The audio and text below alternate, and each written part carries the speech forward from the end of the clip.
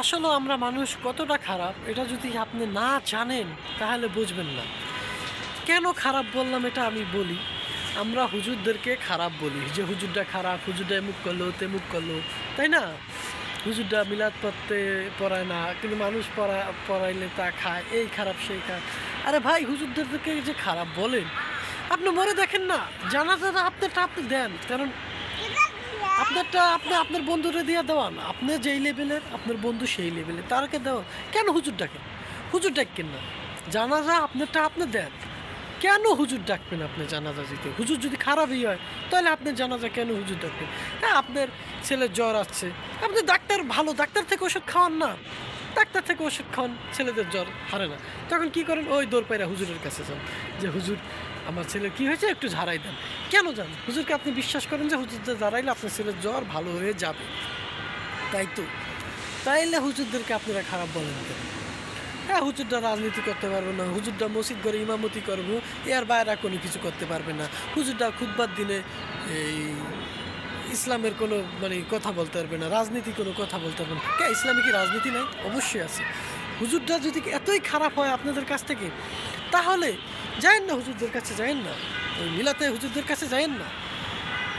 যান, আপনারা মিলাদ পড়াইতে হুজুরদের কাছে যান না। ওই জানাজা, আপনার বাবার জানাজা, আপনার মায়ের জানাজা, হুজুরকে ডাককে না, আপনারা জানাজা পড়ান একটু পারেন।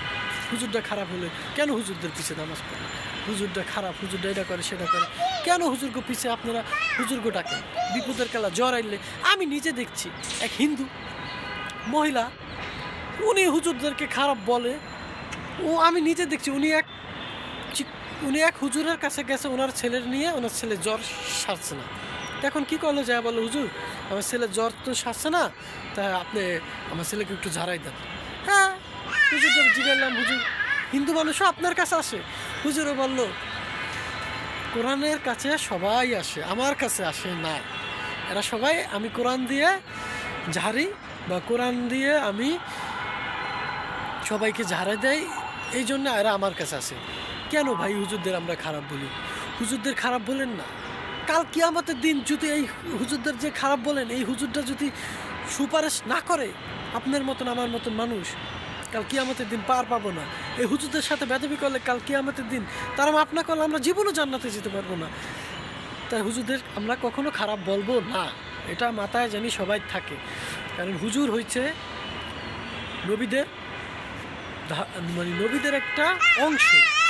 সেটা কেমন অংশ আমি আপনাদেরকে বলি।